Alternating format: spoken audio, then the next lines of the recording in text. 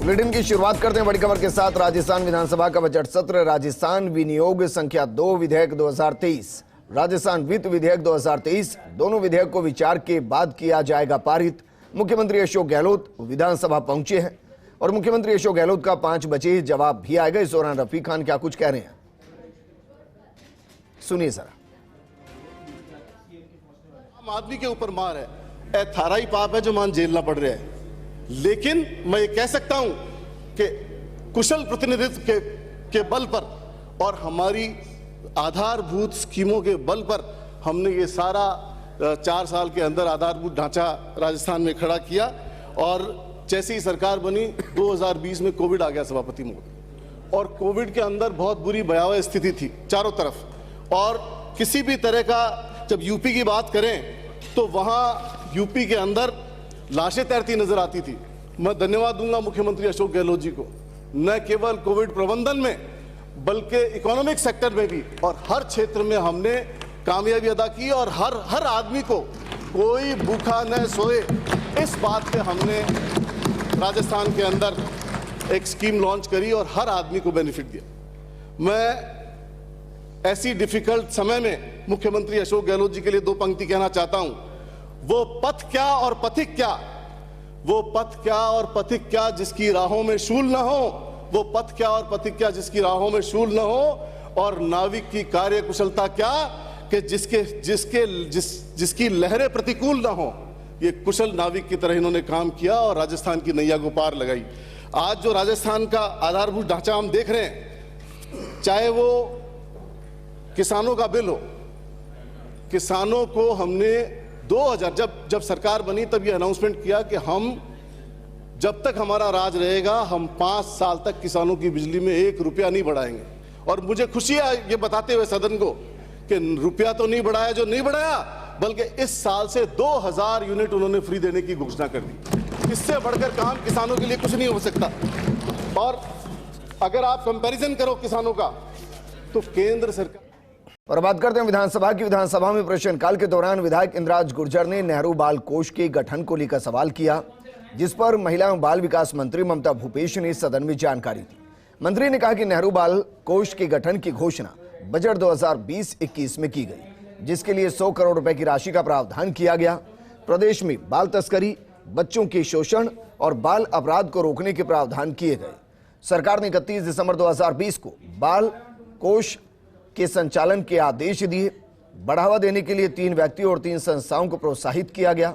बच्चों में नशे की लत रोकने के लिए और पुनर्वास के लिए 9 जिलों में पुनर्वास केंद्र खोले गए।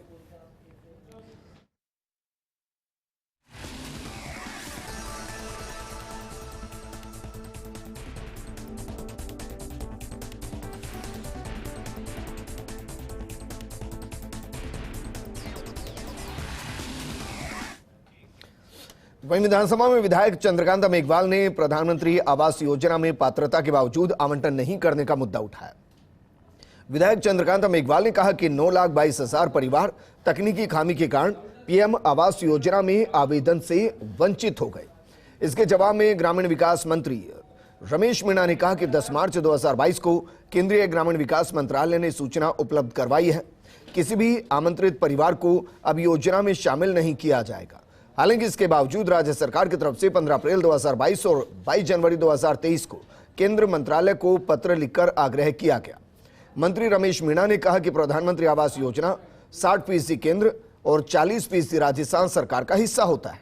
ऐसे में आप केंद्रीय मंत्री या केंद्र सरकार से बातचीत कर वंचितों को आवास क्यों नहीं दिलवा देते? कि क्या ये सही है कि प्रधानमंत्री आवास के वंचित पात्र परिवार जो वरीयता सूची में थे, जिन अधिकारी और कर्मचारियों की गलती की वजह से प्रदेश में 23 लाख से ज्यादा परिवार वंचित रह गए, क्या उनके खिलाफ कोई कार्रवाई करने का विचार रखते हो? क्योंकि ये अपलोड उनको करना था उनके आवास पर जाकर। प्रश्न पूछ लिया, प्रश्न पूछ रही हूँ, क्या उनके खिलाफ कोई जो उन्होंने गलती करी उसकी सजा देने का आपका विचार है, ताकि आगे भविष्य में ऐसी गलती न हो? प्लीज। आवास प्लस पे जो वंचित रहे परिवार, इस तरह तो टोटल 9,22,000 हैं, totally rejected by upload. Rajasthan की बात करें तो ये परिवार वंचित रहें तो नेट धीमी गति से चला। बहुत अन्य ऐसे कारण थे कि एकड़ के मतलब इकाई की जगह मतलब एकड़ हो गया, बीघे की जगह, कहीं मोबाइल नंबर की जगह लैंडलाइन हो गया। तो बहुत सारे ऐसे कारण रहे जो अधिकारियों की वजह से नहीं, कुछ कारण अन्य भी रहे जो समय पर सूचना नहीं मिल सकी। और समय हमने भारत सरकार से हमने चिट्ठी लिखी, मुख्यमंत्री ने चिट्ठी लिखी, CS लेवल पे चिट्ठी लिखी गई। उन्होंने एक बार मौका 2019 मार्च में दिया था हमें, तो उस समय कुछ परिवार अपलोड हुए और कुछ रिजेक्टेड बाय सिस्टम, क्योंकि कहीं खाना पूर्ति फॉर्म रहेगी उस वजह से वो निरस्त हो गए। फिर भी हम चाहते हैं कि भारत सरकार को आप भी कहें, मंत्री जी को कहें, प्रधानमंत्री जी को कहें कि 9,22,000 परिवार ये वंचित हैं, ये जुड़ जाएं और पात्रता मिल जाए तो आवास मिल सकेगा। और अब रुक करते हैं विधानसभा का उपनेता प्रतिपक्ष राजेंद्र राठौड़ संबोधित करें, क्या कुछ कह रहे हैं सुनिए जरा। अनुशासन की पर्दी में बांधने के लिए आया। GSDP का 38.5% से ज्यादा आप बोरोइंग कर नहीं सकते। यक्ष प्रश्न यह उठता है कि इस 38.5% की इस नेट बोरोइंग की लिमिट को, हो सकता है मैं भी wrong, wanted to be wrong, मैं कोई अर्थशास्त्री नहीं, पर मैंने जो कुछ देखा ये 38.5% की जगह पर ये 41% के आंकड़ों को छू रही है। सभापति महोदय, मैंने पहली बार, हमें बजट साइज बढ़ानी है। बजट साइज बढ़ाने के लिए हम किस किस प्रकार के काम करते हैं, मैं धन्यवाद देना चाहूंगा। बहुत बुद्धिजीवी लोगों की टीम मुख्यमंत्री जी के पास है। मैंने पहली बार एक नई एंट्री देखी और वो नई एंट्री है बजट 2023-24 पैरा 262 में, जहां वेज एंड मीन सहित कुल बजट साइज 3,90,000 है, उसमें वसूलियों की नई एंट्री 12,690 करोड़। मैं ये नहीं कहता कि सरकार के द्वारा अलग अलग ग्रांट्स में या अलग अलग डिमांड्स की या अलग अलग सरकार के समय के अंदर वसूलियां होती नहीं है, पर अध्यक्ष महोदय मैं पहली बार ये देख रहा हूं सिर्फ बजट साइज को बढ़ाना है। और अध्यक्ष महोदय, बजट साइज को बढ़ाना है, उसके अंदर ये 12,690 करोड़ की नई एंट्री। मुख्यमंत्री जी, बजट के आंकड़ों के अंदर कुछ भी बात हो सकती है, यहां एक्चुअल से बातें हैं। CAG की रिपोर्ट में, मैं CAG की रिपोर्ट के 2021-22 की CAG की रिपोर्ट है मेरे पास, और पेज 7 उसमें लिखा है कि रुपया आता कहां से है और रुपया जाता कहां से है।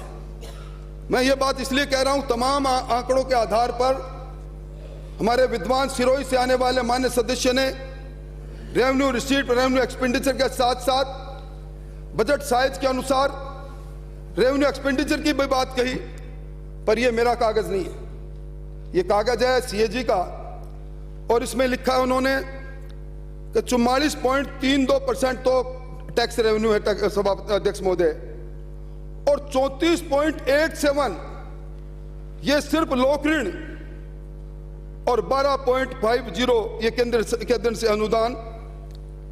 और ये पैसा जाता कहां है सभापति महोदय, अध्यक्ष महोदय? 19.50 हम विकास की बात करें, हम ओल्ड पेंशन के लेकर खाक बजा रहे हैं, मैं उस पर ओल्ड पेंशन का विरोधी नहीं, हमें सोशल सिक्योरिटी एक्ट की बात कर रहे हैं। आज राजस्थान खड़ा कहां है?